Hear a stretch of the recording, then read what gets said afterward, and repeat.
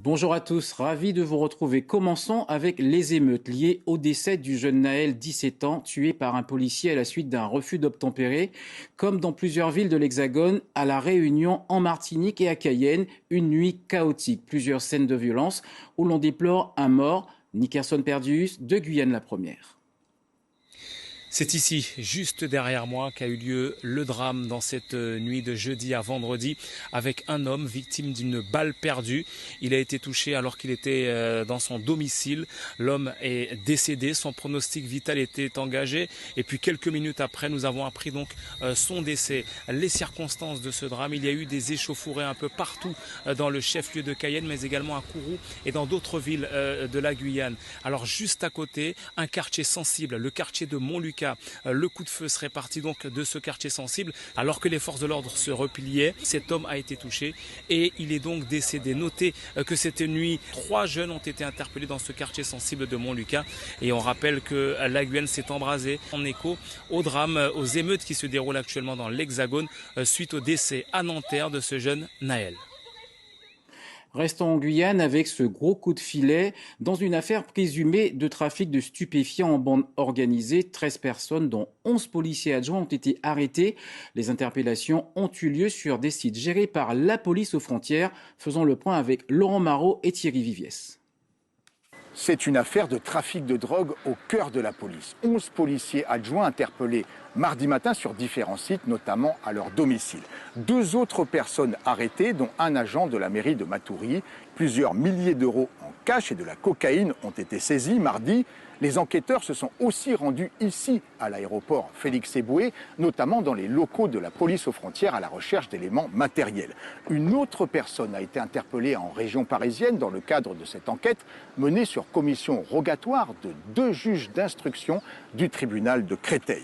Car tout a commencé avec l'arrestation de 2 mules guyanaises à l'aéroport d'Orly fin 2022. S'en est suivi une enquête de la PJ du Val-de-Marne et du groupe de l'Office anti-stupéfiant de la PJ de Guyane, mais aussi de l'Inspection générale de la police nationale, jusqu'au coup de filet de mardi matin qui a mobilisé plus de 130 fonctionnaires. La Nouvelle-Calédonie en cessation de paiement dès cette année. Une hypothèse très sérieuse évoquée lors du Congrès. Face aux élus, les comptes administratifs 2022 ont été adoptés, mais les perspectives pour 2023 sont alarmantes. Le pays n'a plus de trésorerie. Yvan Avril, Claude Lindor.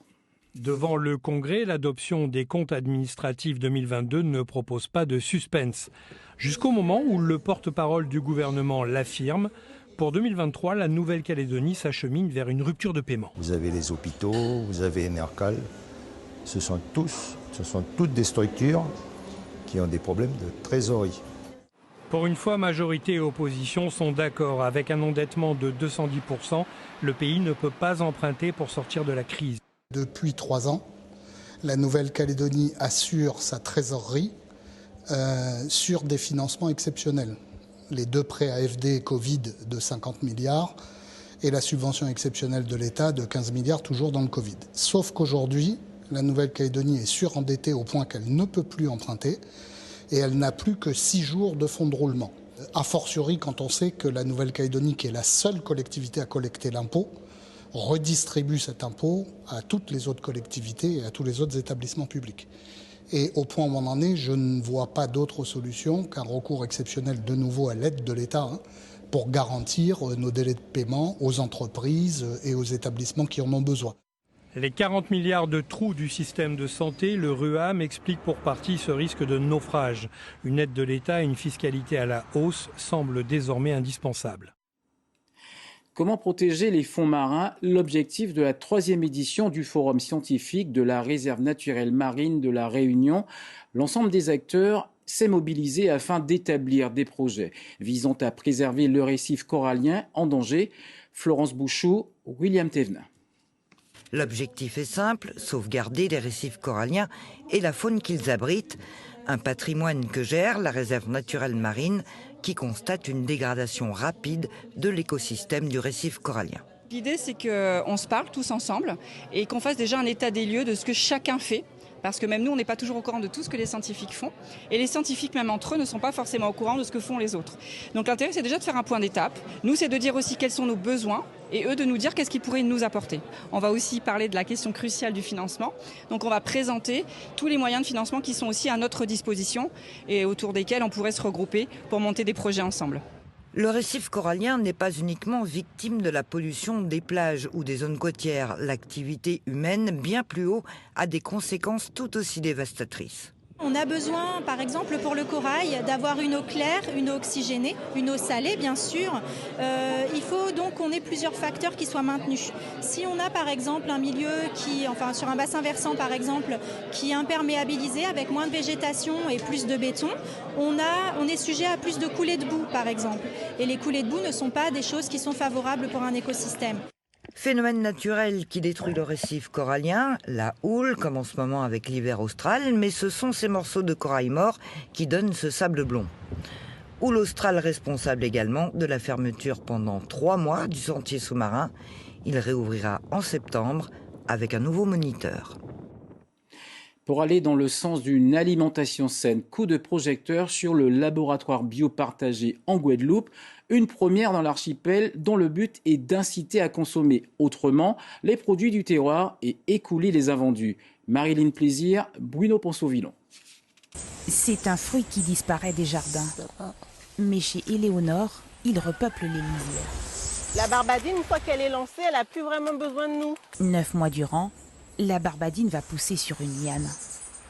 Celle-ci, on peut l'accueillir en l'état vert pour une préparation façon légumes, façon Christophine ou papaye verte. Là, j'ai fait la récolte des barbadines que je vais emmener au jardin bio réuni. La cueillette de la jeune femme va se retrouver entre les mains d'Yvel, dans un laboratoire de transformation des producteurs bio. Yvel veut sortir de l'ombre les fruits et les légumes oubliés. La barbadine, c'est l'un des fruits les plus rares qu'on travaille. Depuis toujours, l'agricultrice prêche pour le bio et contre le gaspillage. Elle s'est endettée pour équiper les lieux. Nous avions des légumes qui n'étaient pas vendus. Donc l'objectif était de réduire le maximum de déchets. Aujourd'hui, sur les étals, se vendent tout ce qui sort du laboratoire. Les aliments sous vide, c'est devenu la spécialité de Yolande. Avec le surgelé, l'agricultrice prolonge la durée de vie de ses fruits. Mais les revenus de Yolande sont inférieurs au SMIC. Alors impossible d'équiper sa cuisine comme ici. C'est un déshydrateur pour faire sécher les fruits. Et aussi celui-là, c'est un moulin, un broyeur. J'ai eu l'occasion de faire de la farine de fruits à pain, de la farine de manioc, de camanioc. Pas encore de retour sur investissement pour ce laboratoire partagé. À peine 5% des agriculteurs du groupement l'utilisent, mais Yvel veut croire au lendemain meilleur. C'est la fin de ce journal. Je vous rappelle l'info principale, ce sont les émeutes liées au décès du jeune Naël, 17 ans, tué par un policier à Nanterre à la suite d'un refus d'obtempérer à La Réunion, en Martinique, comme dans plusieurs villes de l'Hexagone et à Cayenne, en Guyane. Une nuit chaotique, plusieurs scènes de violence où l'on déplore un mort. Merci de votre attention. Retrouvez toute l'actualité ultramarine en ligne sur le portail des Outre-mer. Belle journée à tous, à demain.